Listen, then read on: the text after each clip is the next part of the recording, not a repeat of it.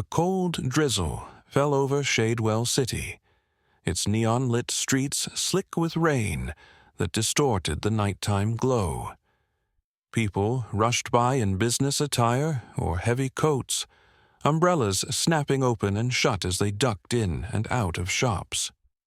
Few spared a glance for anyone lingering on the periphery, for the hunched figures curled in doorways, wrapped in blankets against the chilling air. On a quiet side street just off a bustling thoroughfare, Aaron Jeffries, a 16-year-old with a worn hoodie and threadbare jeans, huddled beneath a tattered awning that barely kept the rain at bay. A large sign overhead, missing half its letters, once advertised a convenience store that had shut down months ago. The broken lamp above him flickered feebly, casting stuttering shadows on the wet pavement.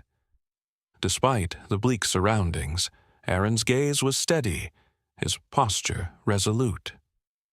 He'd lived on these streets for years, surviving on wits and scraps of kindness. Every day brought the same questions. Where can I sleep tonight? How will I find my next meal? The city's glitz and wealth lay only blocks away, yet might as well have been another world. That evening, as a drizzly wind cut through his hoodie, Aaron noticed a man stumbling near a flickering street lamp. The stranger, clad in a drenched blazer and dress pants, clutched an expensive-looking briefcase. His slumped posture and exhausted movements stirred something in Aaron's heart. He'd seen that defeated look before, in those who had lost hope. Aaron stepped into the rain and approached the man, who had collapsed onto a peeling, rusted bench outside a closed bakery. Clearing his throat softly, Aaron asked, You all right, mister?" The man looked up, his tired eyes reflecting despair. "I'm fine," he muttered, though his trembling voice betrayed him. Up close, Aaron noticed the threads of silver in the man's damp hair and the puffy redness around his eyes. "Got any place to go?" Aaron asked tentatively. The man shook his head slightly, avoiding Aaron's gaze. "I'll manage," he whispered, though he seemed unsure. Aaron hesitated, then pulled a crushed pack of crackers from his pocket and set it beside the man's briefcase. "Here, you can eat that if you need. Sorry, it's not much." The man stared at the crackers before exhaling shakily. "You're giving me your own food?" he asked, baffled. Aaron shrugged. "It's fine. You look like you could use it." Silence stretched between them, broken only by the drizzle. Finally, the man said, "Thank you. I'm Marcus Turner." "Aaron," he replied simply. Neither asked for details, but Aaron recognized the haunted look in Marcus's eyes. Regret, shame, maybe heartbreak. They spoke sparsely, Marcus mentioning hollow choices he'd made without clarifying. Aaron shared his life on the streets, odd jobs, and the absence of family. At the mention of never knowing his father, Marcus flinched but said nothing. As the rain intensified, Marcus stood unsteadily, thanked Aaron for the crackers, and walked into the night. Aaron watched him disappear, a knot twisting in his chest. He couldn't explain why, but something about Marcus felt unfinished, like a puzzle, missing crucial pieces. Days passed under dreary skies and relentless drizzle.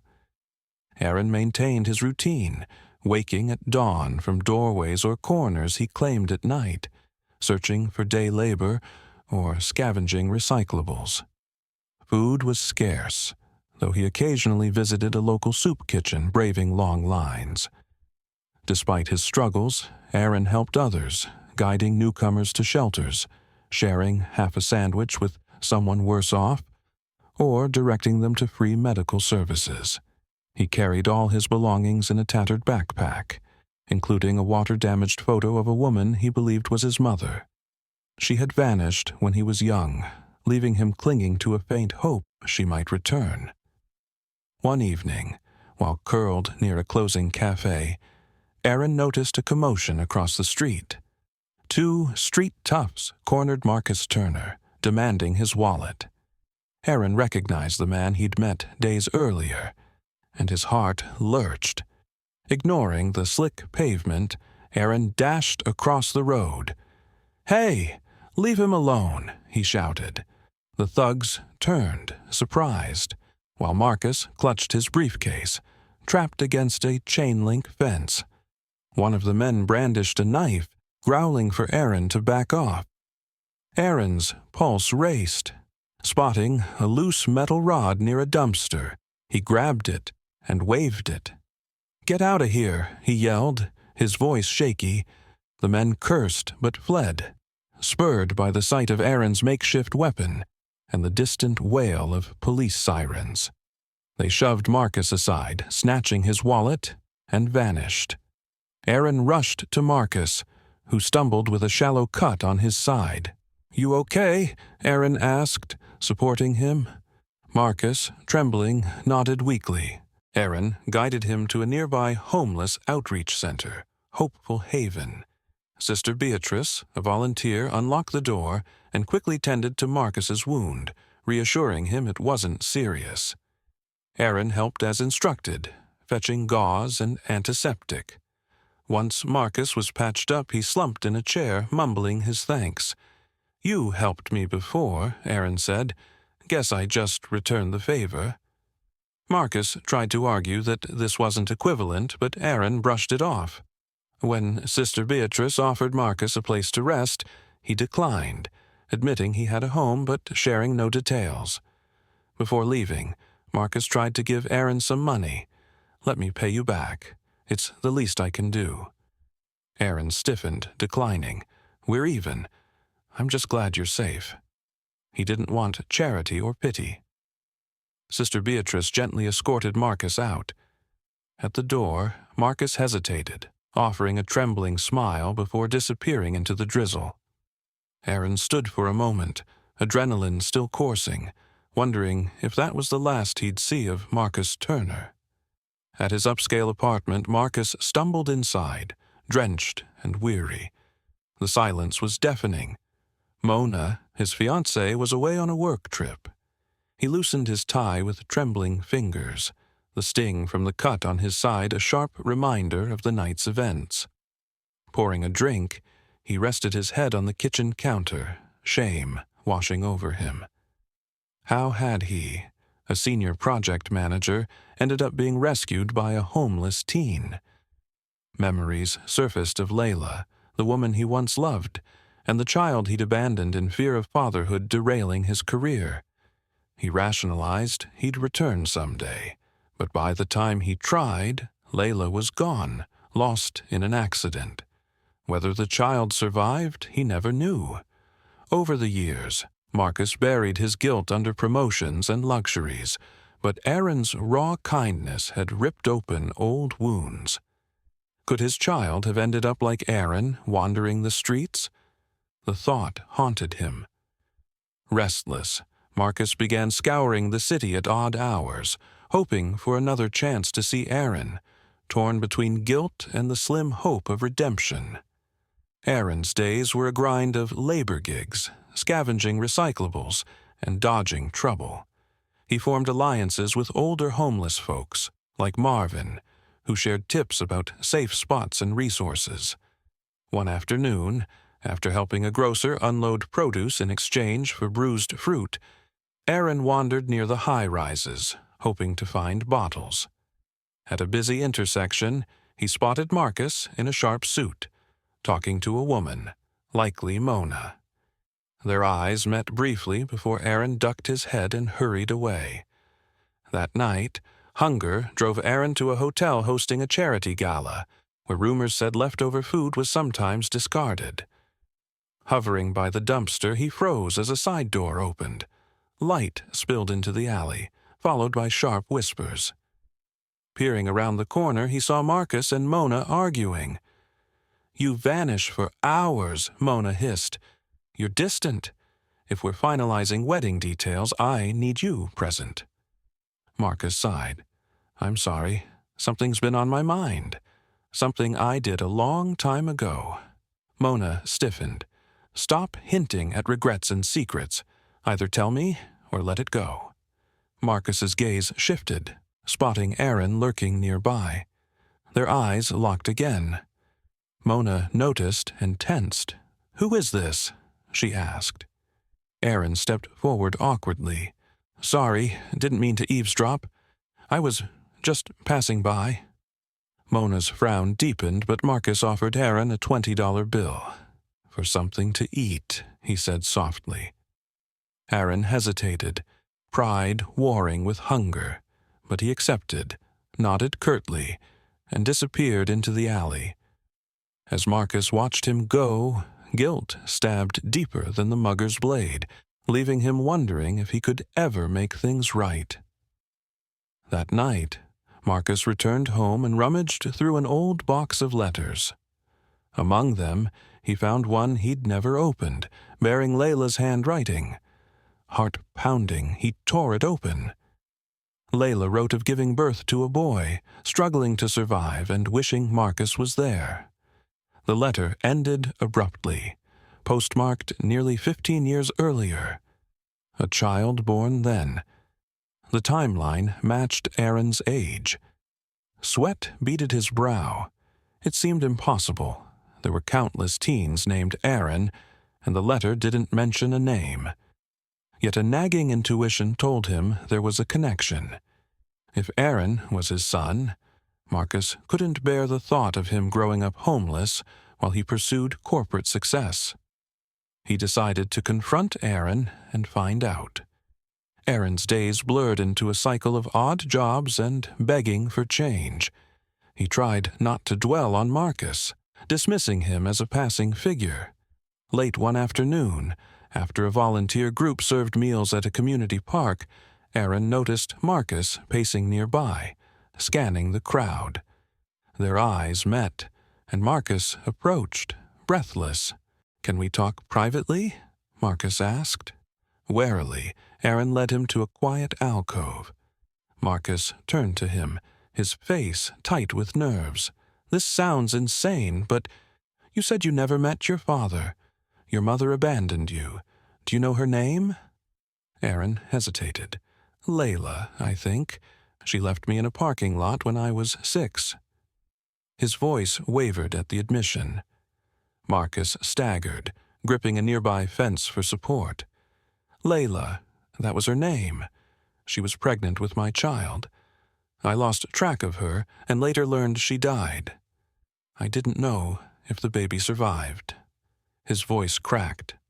"Could that baby be you?" Aaron froze, his mind reeling. He had never connected his mother to a father, much less one like Marcus. "No, lots of people are named Layla," he said. His voice strained. Marcus shook his head, fighting tears. "I found her letter. She wrote about a boy. The timeline fits. Aaron, I might be your father." The revelation hit Aaron like a thunderclap. Anger, confusion, and desperate hope collided within him. "How do we prove it?" he managed. "A DNA test," Marcus said. "If it's negative, I'll leave you alone.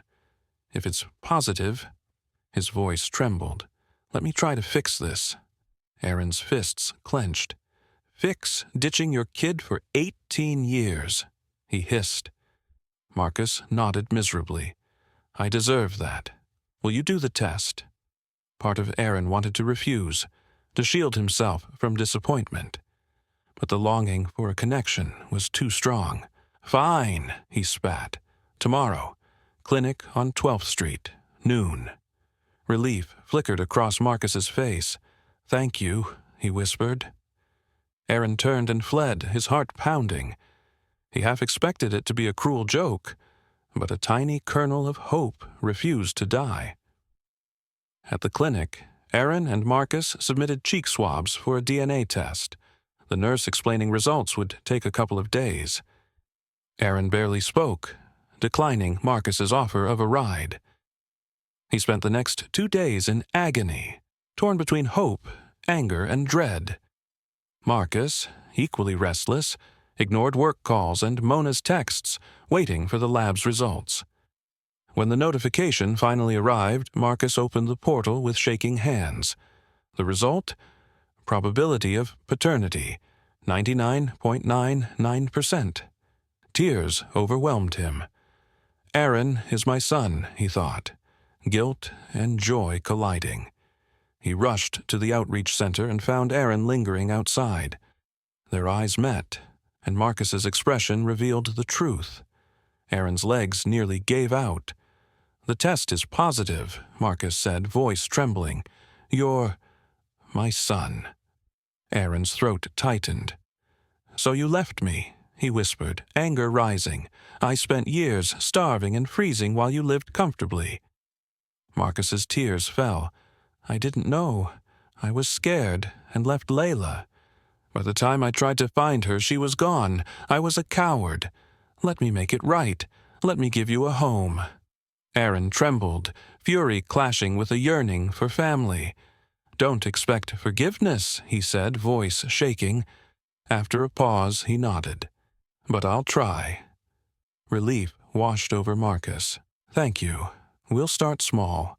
Please, just come with me." Aaron agreed reluctantly, clutching his backpack as Marcus drove him to his apartment. The city lights blurred as Aaron's nerves twisted at how quickly his life had changed. Marcus's apartment, on a high floor of a gleaming tower, felt surreal to Aaron, who was used to grimy shelters. He barely processed the tour of the modern space. The guest room, with crisp bedding and a lamp, overwhelmed him. He sank onto the mattress, recalling countless nights on concrete. Marcus brought a simple meal: sandwiches, soup, fresh fruit. Aaron ate in silence, hunger winning over pride. That night, he lay awake, doubts swirling. What if we argue? What if Mona hates me? Exhaustion eventually pulled him into fitful dreams. Mona returned the next day, her shock evident when Marcus introduced Aaron. "Your son?" she repeated. "I didn't know you had a child." Marcus stammered, explaining Aaron's recent arrival. Mona greeted him politely but remained distant. Over the next day, she tiptoed around Aaron, offering small talk, but tension simmered. Late at night, Aaron overheard her confronting Marcus. "Why didn't you tell me? Our entire life is upended." Aaron blamed himself for the strain and considered leaving to spare them. But Marcus insisted he stay, promising to work things out. A fragile peace formed, punctuated by muffled arguments. Aaron noticed Mona's unease. She was driven, orderly, and clearly viewed his arrival as disruptive. He tried not to resent her, knowing the blame lay with Marcus's past, but the strained dynamic made the apartment feel stifling. Marcus, determined to atone, scaled back his work hours to focus on Aaron. He took his son shopping for clothes, insisting despite Aaron's discomfort. They returned with well-fitting jeans, shirts, and shoes. Over dinner, Marcus broached the idea of school. Aaron, with no consistent education beyond foster care, hesitated. "I don't know if I can handle normal classes," he admitted. Marcus encouraged him. "We'll start with a placement test and go from there. You're bright. College could even be an option someday." Beneath this progress, Aaron's unresolved anger simmered. Small arguments erupted, like when Marcus suggested hygiene tips. "Where were you my whole life? Don't pretend you care now," Aaron snapped, storming out.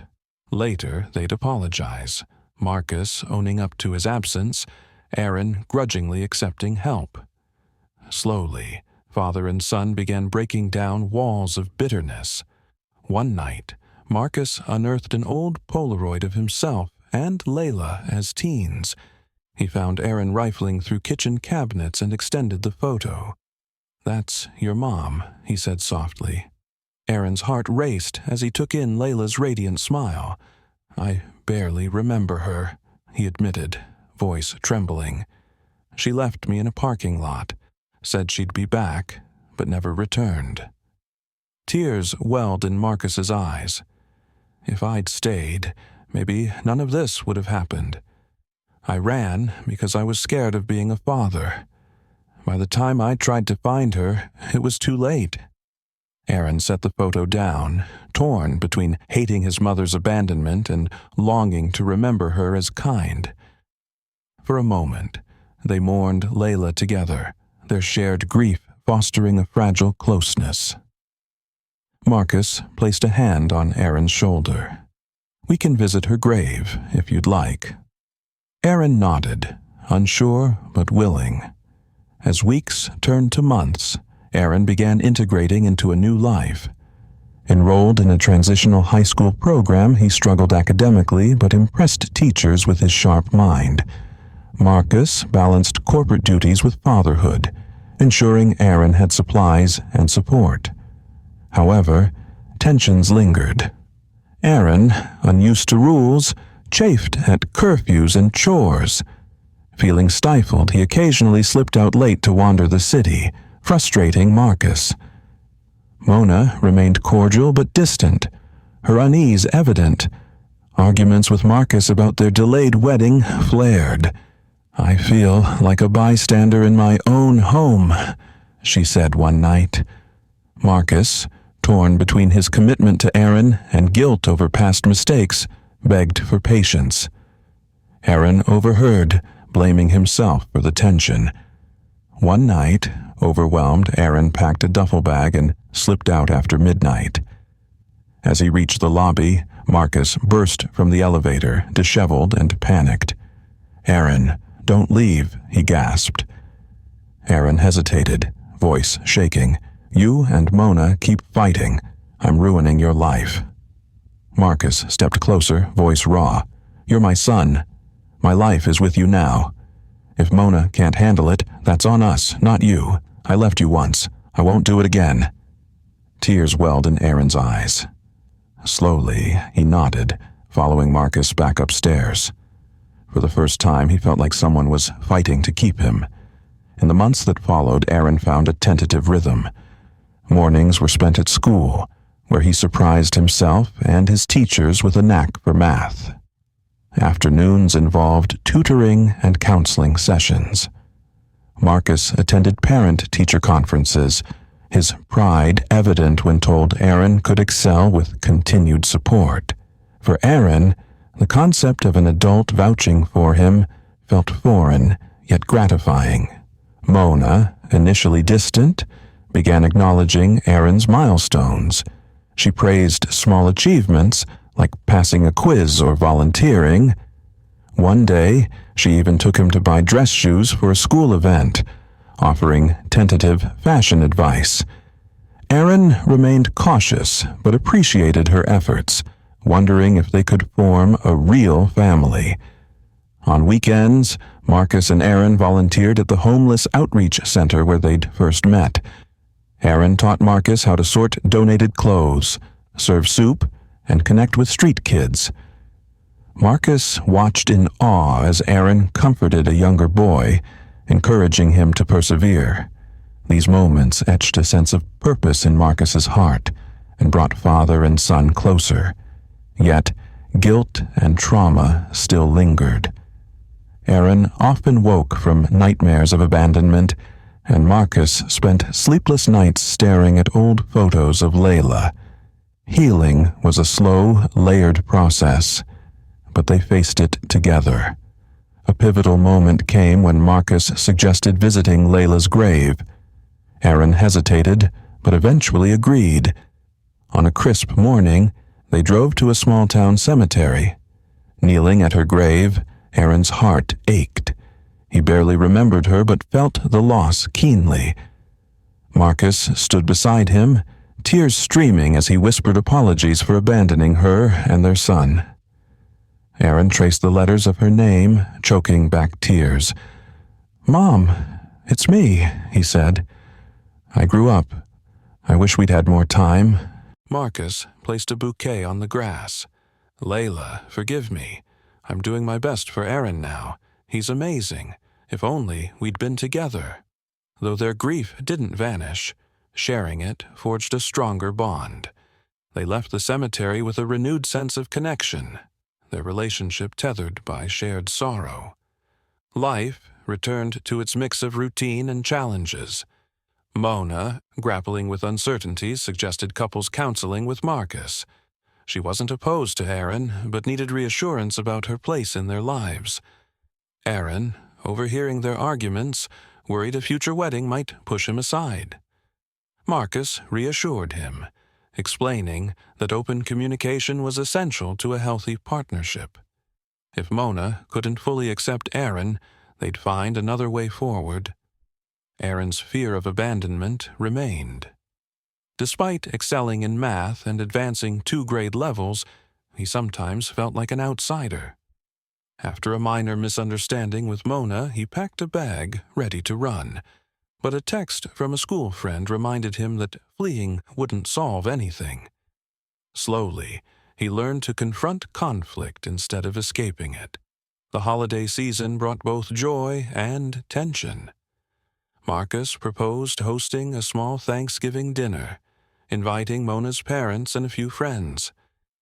Aaron, unused to family gatherings, felt nervous, but helped with preparations. When Mona's parents arrived, their polite curiosity about Aaron was palpable. Over dinner, Marcus explained how he'd only recently discovered Aaron's existence. The tension eased as the evening progressed, with shared stories and laughter. Mona's mother praised Aaron's mashed potatoes, offering him a warm smile. At dinner's end, Marcus stood to give thanks. Voice trembling, he expressed gratitude for second chances and the opportunity to reconnect with Aaron. A hush fell over the table, followed by quiet applause.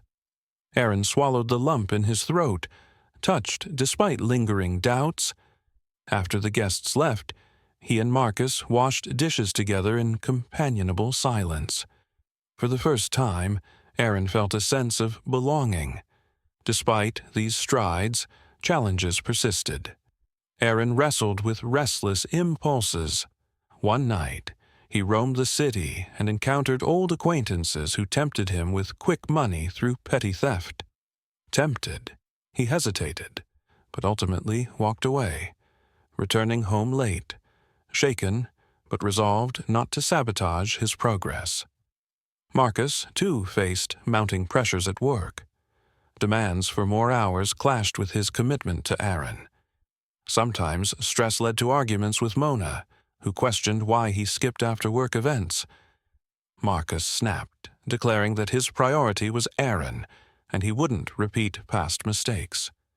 Mona, though frustrated, began to understand the guilt driving him. Through the chaos, father and son persevered.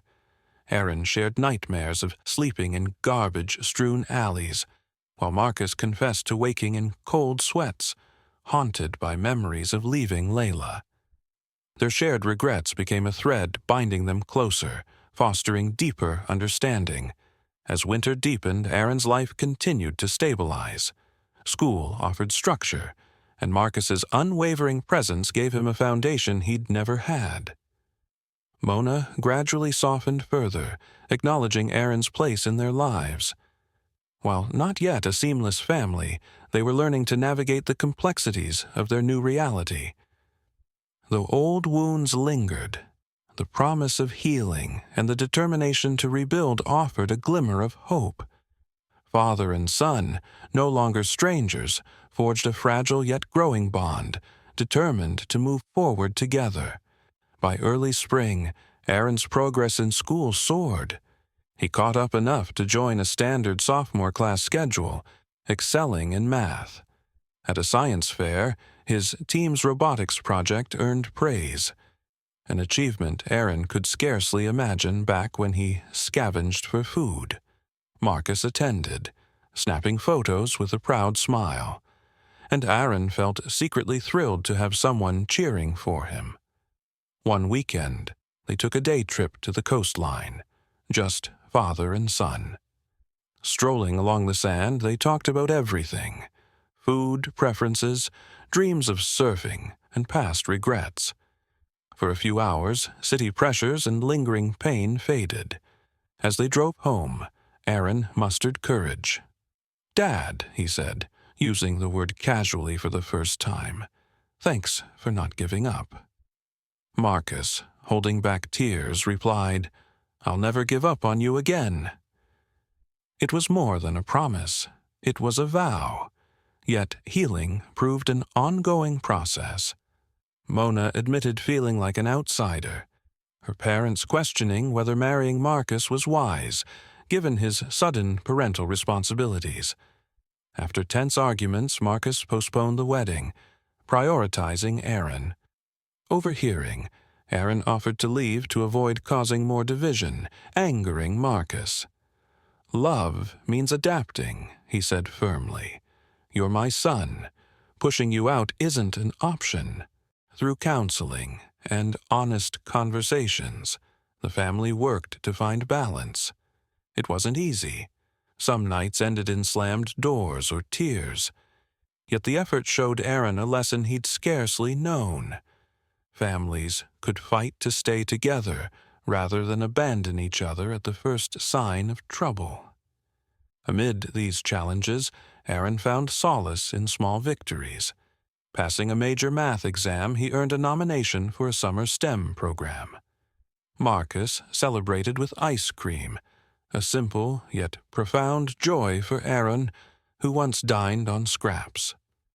Months later, Aaron suggested visiting the bench outside the shuttered bakery where their lives first intertwined.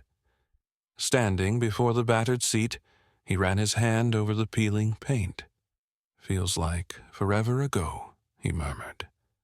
Marcus, recalling his despair that night, said, "You were a better man than me. You had nothing, yet you shared it." Aaron shrugged, cheeks warming. "Guess we both needed something we didn't know how to ask for." They sat in silence, enveloped by the city's hum, letting the moment sink in. Though scars remained, Aaron still woke from nightmares, and Marcus often stared tearfully at Layla's photos. They had built something fragile but real. Mona, too, grew to see Aaron as part of the family, recognizing his resilience and potential. Each day they chose to stay, to talk, to share a meal, and to rebuild. As the streetlights flickered on, Aaron gestured to the rundown storefront. "Think this place will ever open again?" "Could happen," Marcus said with a glimmer of hope. "People rebuild things all the time." Walking away together, father and son stepped into the bustling city, side by side, carrying their scars but no longer alone. They had found each other in the rain and forged a bond, determined to carry it into the future.